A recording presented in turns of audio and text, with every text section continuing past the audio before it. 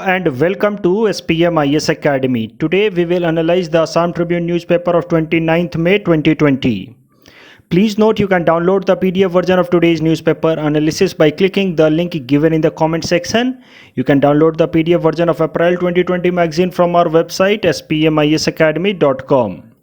You can also log on to our online portal online.spmisacademy.com to access some of our freely available video lectures, and we request you all to join our WhatsApp group through the link given in the description section for more updated study materials. This is the list of the topics that we will cover from today's newspaper. The first article is taken from editorial segment. It is about recent desert locusts attack in many Indian states, and this topic is important from our syllabus paper 4 Indian economy point of view, especially the subtopic issues related to agriculture. सबसे पहले current news article समझते हैं। देखो, desert locust जो generally Horn of Africa वाले region में पाए जाते हैं, हॉर्न ऑफ अफ्रीका वाले रीजन के कंट्रीज़ हैं जैसे Somalia, Ethiopia, Eritrea, and these desert locust are in general found in this region predominantly. अब इस तरह के desert locust now they have travelled from this horn of Africa region to Yemen, Oman, Iran, Pakistan, and now they have entered into the states of India as well.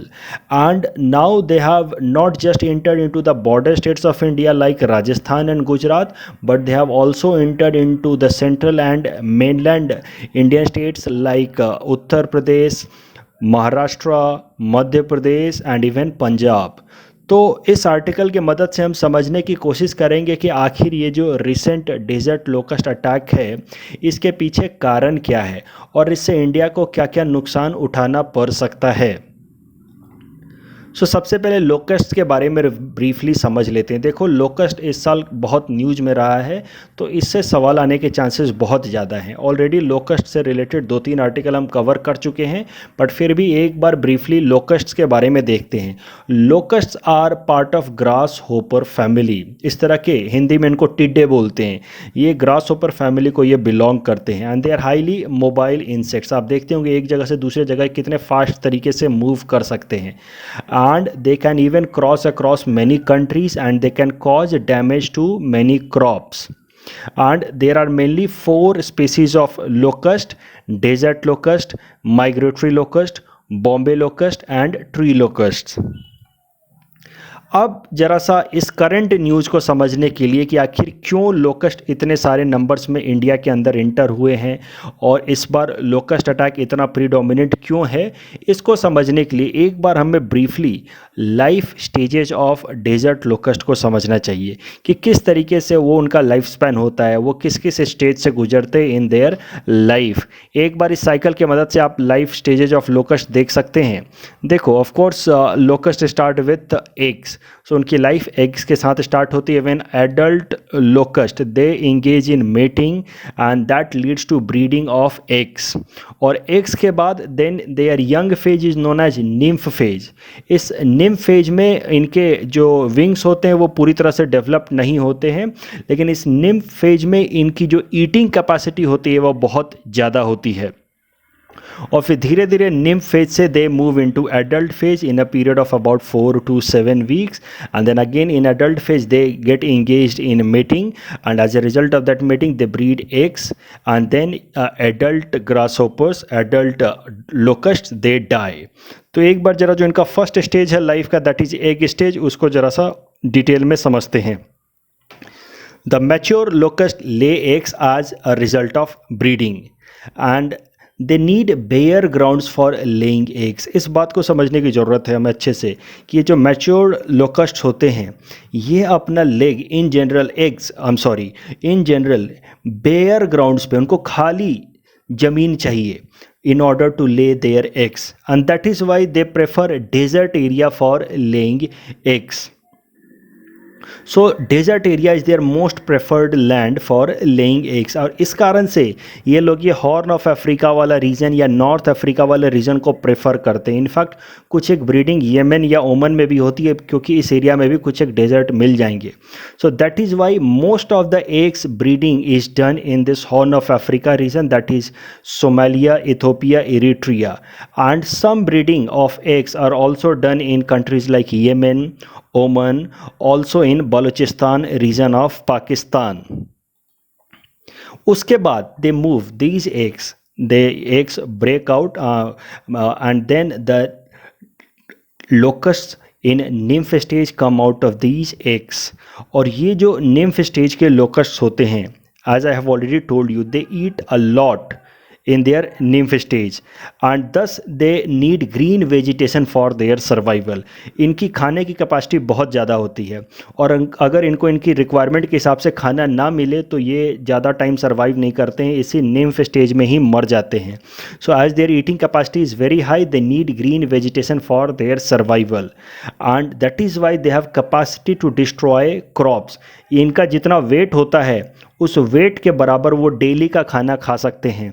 तो आप सोचो, और ये ऐसे बात नहीं आपको देख के लगेगा कि एक छोटा सा तो ये इंसेक्ट है, लेकिन they live in a large group. इनको एग्रेजियस एनिमल्स बोलते हैं। एग्रेजियस मतलब वो इंसेक्ट्स जो झुंड में रहते हैं, और इनकी एक एक झुंड जिसको स्वार्म कहते हैं, उसकी एक एक झुंड में कम से कम 4 से 8 करोड़ इस तरह के लोकस्ट्स रहते हैं। आप सोचो, एक लोकस्ट अगर एक दिन में अपने साइज़ का खाना खाना शुरू कर दे, और इस तरह के 4 से 8 करोड़ का एक झुंड है लोकस्ट का, एक स्वार्म है लोकस्ट का, then what amount of damage will these locust do on crops? Of course that will be enormous. तो इनॉर्मस डैमेज करता है इनका एक स्वार्म, क्योंकि इनकी ईटिंग कैपेसिटी बहुत ज़्यादा होती है। लेकिन जैसा कि मैंने आपको बताया कि जैसे ही ये एक से निकल के आते हैं nymph स्टेज में, इनमें से ज़्यादातर मर जाते हैं, क्योंकि इनको इतनी ज़्यादा ईटिंग के लिए जो वेजिटेशन की रिक्वायरमेंट है वो फुलफिल नहीं होती है, क्योंकि एग्स तो डेजर्ट एरिया में ले किए गए हैं, और डेजर्ट एरिया के आसपास इतना वेजिटेशन मिलेगा नहीं। तो बहुत सारे इस तरह के nymphs लोकस्ट निकलते हैं एग से, and after that they die because they do not get enough requirement of food for their survival. लेकिन उसके बाद जो तीसरा स्टेज होता है, of course that is mature stage. In this stage they again eat less. इस stage में वो फिर से कम खाना खाना शुरू कर देते हैं। They get engaged into mating for the purpose of breeding and then they lay eggs and after that they die. So this is more और less cycle of life cycle of desert locusts. अब जरा समझते हैं कि जो current locust attack हो रहा है इंडिया के अंदर, इतने लार्ज नंबर्स में जो लोकस्ट आए हैं इंडिया के अंदर, वो इस साल अलग क्यों है।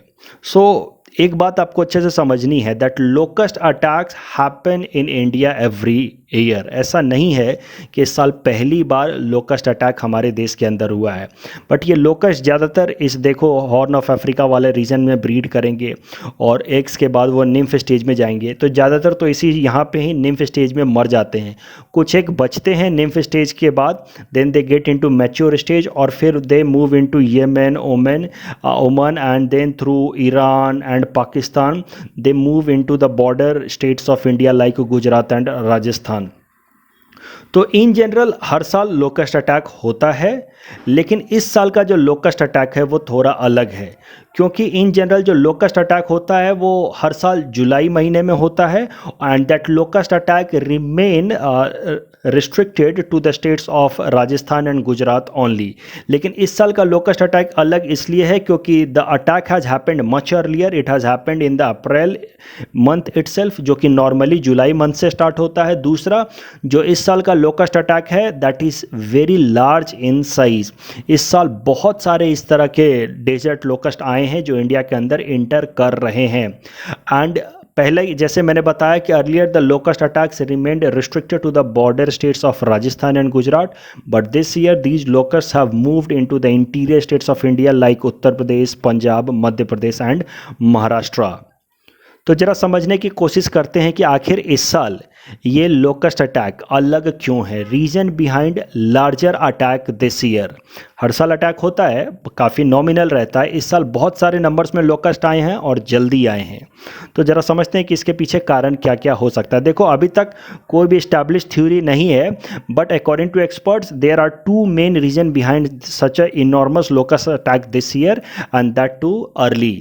पहला है unusual cyclonic storm named Mekunu and Luban in Oman and Yemen in 2018। तो देखो इस रीजन में, ओमान और येमेन रीजन में, इन दोनों कंट्रीज़ के अंदर एक बहुत ही अनयूजुअल हाई मैग्नीट्यूड का साइक्लोनिक स्टॉर्म आया था जिसका नाम था मेखुनु एंड लुबान इन 2018।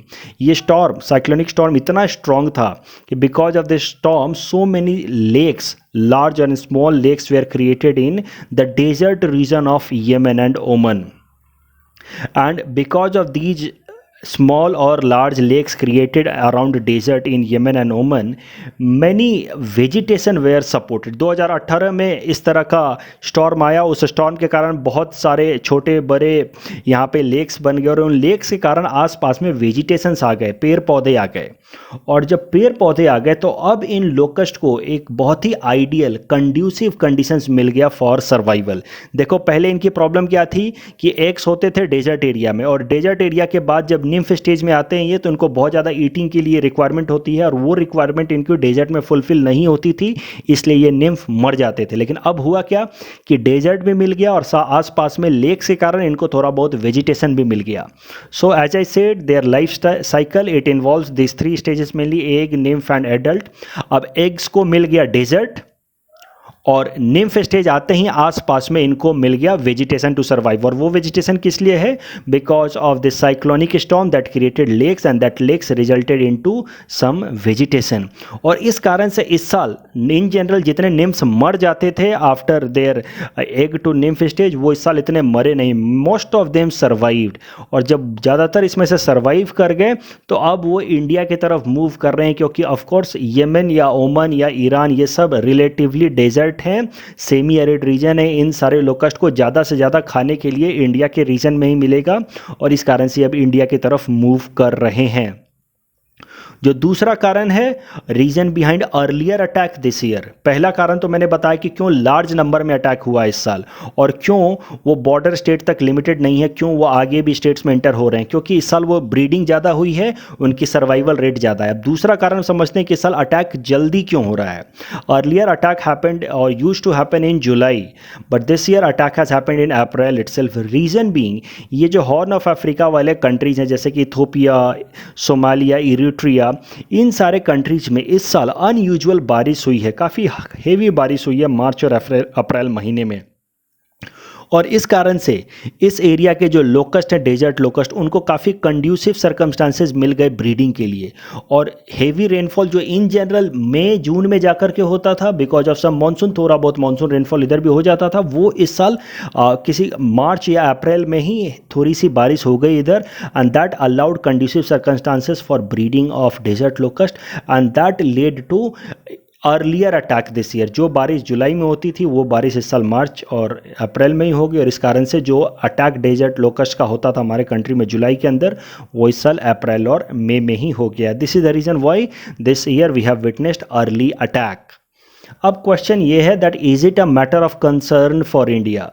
तो इस आर्टिकल के हिसाब से for now it is not much a matter of concern. अभी के लिए कोई बहुत ज़्यादा दिक्कत की बात नहीं है, क्योंकि जो हमारा राबी क्रॉप का सीज़न होता है जिसकी सोइंग सीज़न होती है अक्टूबर में और हार्वेस्टिंग हो जाती है मार्च के आसपास, उसको हम ऑलरेडी हार्वेस्ट कर चुके हैं और उसको प्रॉपर तरीके से स्टोर कर चुके हैं, जैसे कि वीट वगैरह। तो उनको अब ये लोकस्ट डिस्ट्रॉय नहीं कर सकता। लेकिन अगर इस लोकस्ट के प्रॉब्लम को हमने जल्दी से जल्दी कंट्रोल नहीं किया तो आने वाला जो हमारा खरीफ सीजन है उसको ये ज़रूर डिस्ट्रॉय कर सकते हैं। तो लोकस्ट को हमें आने वाले 2-3 महीनों में रेस्ट्रिक्ट करना होगा, अदरवाइज जिस तरीके से इनकी नंबर्स हमारे देश में बढ़ रही है, आने वाला जो हमारा खरीफ सीजन है जिसका जो मोस्ट इंपॉर्टेंट क्रॉप है वो है राइस, उसको ये खराब कर सकते हैं।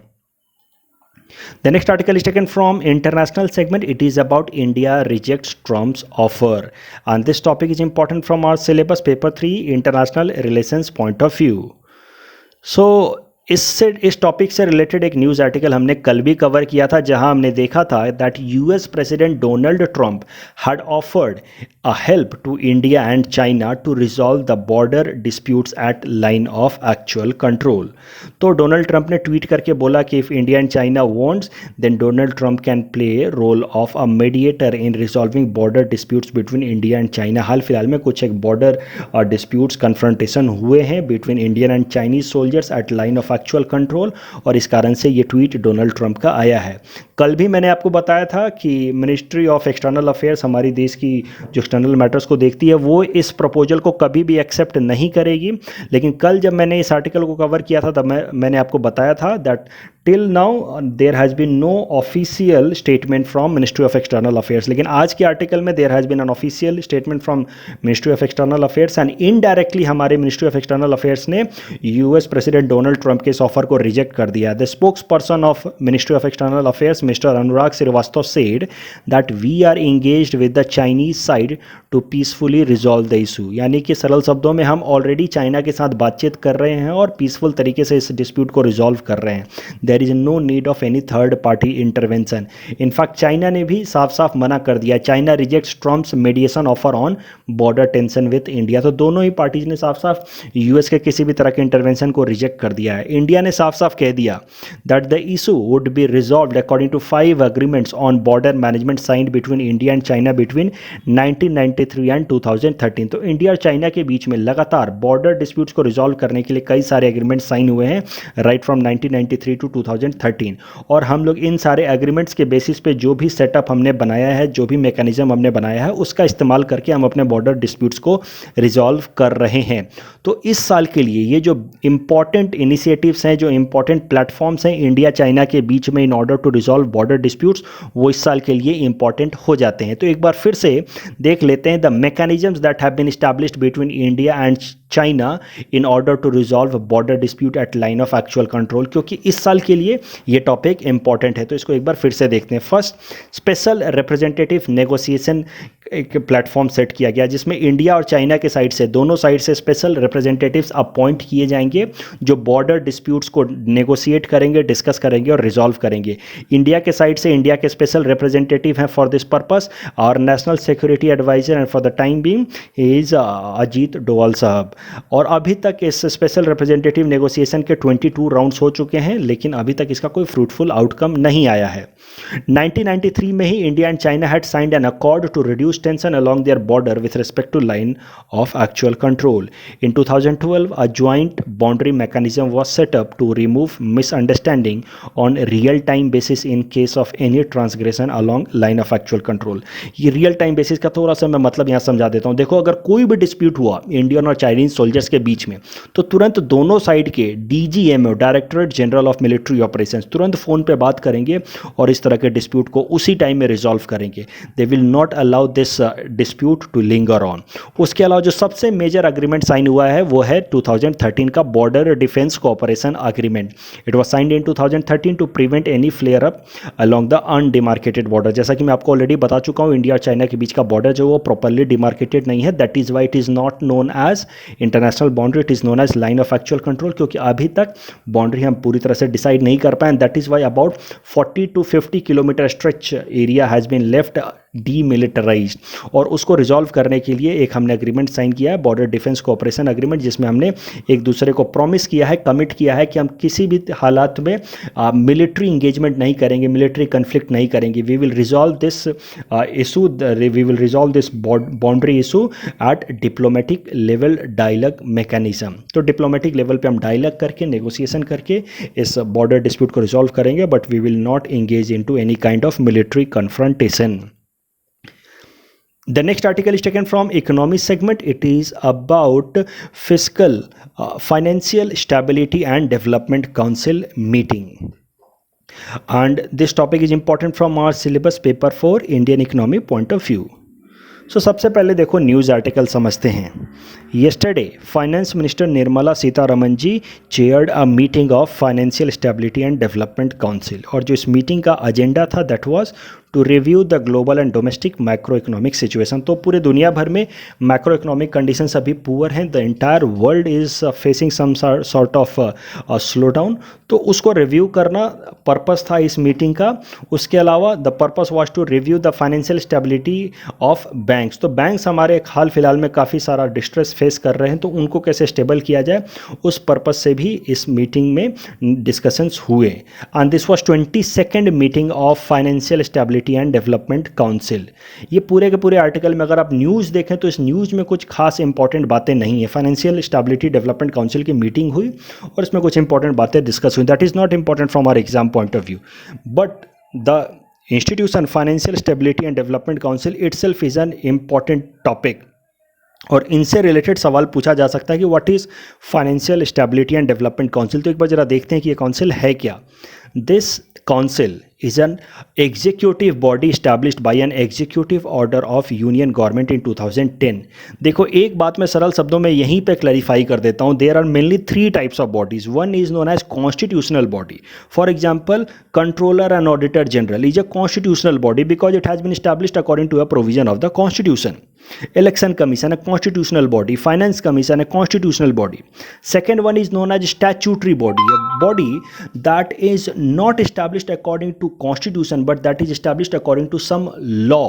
Such kind of body is known as statutory body. For example, the Office of Information Commission, for example, the Office of National Human Rights Commission. These are statutory bodies. कल ही हमने देखा था competition commission of India that was established under competition of India act 2003। तो that is a statutory body because it has been established under a statute, a law. And the third type of body is known as a body established by executive order, जिसमें ना कोई कानून है ना कोई constitution provision है, बस भारत सरकार ने अपने एक ऑर्डर से इस नोटिफिकेशन से इस बॉडी को एस्टैब्लिश कर दिया। इसका सबसे इंपॉर्टेंट एग्जांपल है नीति आयोग। पहले था प्लानिंग कमीशन, वो ना ही कॉन्स्टिट्यूशन में मेंशन था ना ही उसके लिए कोई लॉ था, और अब नीति आयोग के लिए भी ना ही कोई लॉ है ना ही वो कॉन्स्टिट्यूशन में मेंशन है। That is why it is a body established by executive order. And similarly this financial stability and development council is a body that has been established under a executive order and it functions under ministry of finance. The chairman of this council is finance minister and the members of this council are important. आप इसको ध्यान से एक बार देख लेंगे। All the heads of financial sector regulators, RBI के head, SEBI, pension fund regulatory development authority, insurance regulatory development authority, इन सारे रेगुलेटर्स के हेड इस financial stability and development council के मेंबर्स होते हैं। उसके अलावा finance secretary and department of economic affairs के secretary, department of financial services के secretary and chief economic advisers are the members of financial stability and development council. The objective of Financial Stability Development Council is to stabilize the macroeconomic parameters of Indian economy। जो भी हमारे macro economic parameters है, आपने अपने जरूर basic economics में पढ़ रखा होगा। किसी भी इकोनॉमी के जो मैक्रो इकोनॉमिक पैरामीटर्स होते हैं, जो ब्रॉड पैरामीटर्स होते हैं, जैसे कि savings, investment rate, inflation, growth rate, employment generation rate, उन सारे पैरामीटर्स को स्टडी करना और उनको प्रॉपर राइट डायरेक्शन में गाइड करना ही ऑब्जेक्टिव होता है फाइनेंशियल स्टेबिलिटी डेवलपमेंट काउंसिल का। एक बात जो आपको ध्यान रखनी है, that this committee was established in 2010 according to a recommendation made by Raghuram Rajan committee in 2008. The next article is taken from Assam segment. It is about toll booth in Sonapur, the illogical Sonapur toll plaza. This topic is important from our syllabus paper 6, governance in Assam point of view. सबसे पहले news article समझते हैं। देखो, National highway authority of India has started collecting toll tax at Sonapur toll that is at Nazira Ghat. तो ये toll booth तो देखो 2014 में ही बना दिया गया था, लेकिन अब national highway authority of India ने यहाँ पे टोल टैक्स कलेक्ट करना शुरू कर दिया है हाल फिलहाल में, और इस कारण से वहाँ के जो लोकल लोग हैं वो बहुत प्रोटेस्ट कर रहे हैं। जो सोनापुर का एरिया है, कामरूप मेट्रो डिस्ट्रिक्ट में ही आता है, उससे एसोसिएटेड है, और वहाँ पे जब ये टोल टैक्स कलेक्ट करना शुरू किया गया है तो now local people are protesting against it. सबसे इंपॉर्टेंट और सबसे जो मैसिव प्रोटेस्ट हो रहा है that is from the organisation all Assam tribal Sangh AATS, क्योंकि अगर आप ध्यान से देखें तो ये ये जो सोनापुर रोड है जिस पे ये टोल टैक्स लगाया गया at Nazira Ghat, that connects about 57 tribal revenue villages with the main areas, the main Sonapur market area, Sonapur city area. तो इस कारण से जो ट्राइबल लोग हैं उनको अब ट्रैवलिंग करने में काफ़ी ज़्यादा तकलीफ उठानी पड़ेगी, उनको बहुत हाई अमाउंट में टोल टैक्स देना पड़ेगा, which is very difficult for tribal people who in general R very poor. उसके अलावा जो बाकी लोकल रेजिडेंट्स हैं वो भी प्रोटेस्ट कर रहे हैं, क्योंकि इन जनरल एक लोकल रेजिडेंट का एज इट इज़ स्टेटमेंट हमने लिया। उन्होंने कहा कि देखो अब उनको बाल कटाने के लिए भी जाना हो, मान लो बेसिक ग्रॉसरी भी खरीदने जानी हो, मेडिसिन भी खरीदने जाना हो, तो हार्डली 4 किलोमीटर डिस्टेंस ट्रैवल करने के लिए अब उनको 165 रुपीज़ का टोल टैक्स देना होगा if he moves from his 4 wheeler car. तो ये अपने आप में बहुत ज़्यादा है। उनका पेट्रोल का खर्च हार्डली 50-60 रुपीज़ आएगा एक राउंड का, लेकिन उनको टोल टैक्स देना होगा 165 रुपये का। So this is disproportionate, this is unjustifiable. उसके अलावा ऑटो फेयर्स, अब हार्डली 4 किलोमीटर का ऑटो फेयर जो पहले 10 रुपये का हुआ करता था, that has now shot up to ₹100 because of this toll tax. तो प्रोटेस्टर्स कह रहे हैं कि national highway authority of India ने यहाँ पे टोल प्लाजा पे टोल टैक्स कलेक्ट करना शुरू किया है विदाउट एप्लीकेशन ऑफ माइंड। यहाँ पे कोई जस्टिफिकेशन बनता नहीं है। अगर आप इस टोल टैक्स पे टोल बूथ से आप इतना ज़्यादा टोल टैक्स कलेक्ट करना शुरू करेंगे, then people will avoid using this road. So this is un unmindful application. सो इस कारण से यहाँ पे प्रोटेस्ट चल रहा है। एक बार जरा सा कॉन्सेप्ट ऑफ टोल प्लाजा ही समझ लेते हैं कि आखिर टोल प्लाजा लगाए ही क्यों जाते हैं। So toll plazas are set up on toll roads to collect fees for using the road. कुछ एक रोड ऐसे होते हैं जिसको जब बनाया जाता है तो उसको यूज करने का फ़ीस फिर उनके यूजर से ही कलेक्ट किया जाता है। वैसे रोड को हम कहते हैं टोल रोड, और टोल रोड्स पे टोल प्लाजाज लगाए जाते हैं ताकि यूजर फीस कलेक्ट किया जा सके उस टोल प्लाजा से। And such toll roads are created under PPP model, public private partnership model। तो ये जो टोल रोड्स होते हैं इन जनरल, इसका कुछ एक पैसा भारत सरकार खर्च करती है। भारत सरकार के तरफ से जो उसकी रिप्रेजेंटेटिव एजेंसी है national highway authority of India, कुछ एक पैसा वो खर्च करती है, और रिमेनिंग पैसा प्राइवेट डेवलपर खर्च करते हैं।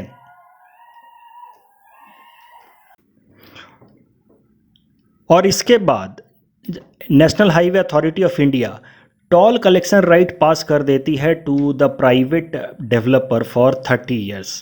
तो इस फिगर की मदद से समझते हैं ये पूरा का पूरा अरेंजमेंट किस तरह का होता है। As I said, this toll roads जहाँ पे टोल प्लाजा लगा करके फीस कलेक्ट किए जाते हैं, जिसको टोल टैक्स भी कहते हैं, that is generally a result of public private partnership. और इन पब्लिक प्राइवेट पार्टनरशिप की मदद से इस तरह की टोल रोड बनाई जाती है जिस पे एक टोल प्लाजा इस तरह का लगाया जाता है, जिसकी मदद से टोल टैक्स या यूजर फीस कलेक्ट किया जाता है। इस यूजर फीस के पीछे का पर्पस भी समझते हैं। देखो, ये जो प्राइवेट प्लेयर है जिसने अपना पैसा लगाया, देखो इसका मेन ऑब्जेक्टिव तो होता है प्रॉफिट कमाना। सरकार का मेन ऑब्जेक्टिव होता है लोगों का सर्विस देना, लोगों का वेलफेयर इंश्योर कराना, and to ensure service to the people. लेकिन इस प्राइवेट प्लेयर ने जब पैसा लगाया तो इसको तो प्रॉफिट चाहिए। सो ये प्राइवेट प्लेयर जब पैसा लगाता है, सो उसके बाद सरकार इसको अलाउ करती है to collect tax from this road for 30 years, then that is known as toll tax. And in this way the private developer will recover its investment. तो जो उसने इन्वेस्टमेंट किया है और इन्वेस्टमेंट के अलावा कुछ एक प्रॉफिट या प्राइवेट डेवलपर को मिल जाएगा with help of this toll tax. उसके अलावा the private developer is also given a responsibility of maintaining the road for next 30 years. तो इससे फ़ायदे क्या क्या हुए ज़रा सा सोचो। आप सोचेंगे कि सर इसमें फ़ायदा तो क्यों, कुछ भी नहीं हुआ, हमने रोड बना और फिर उस पर हमें टैक्स देना पड़ रहा है। बट एक फ़ायदा देखो, भारत सरकार के पास इतना रेवेन्यू नहीं है, इतना कैपिटल नहीं है, फिर भी ये रोड का डेवलपमेंट हो गया with help of A private player, क्योंकि प्राइवेट प्लेयर आया और उसने खुद से investment the, and in that way infrastructure was built, that road was created.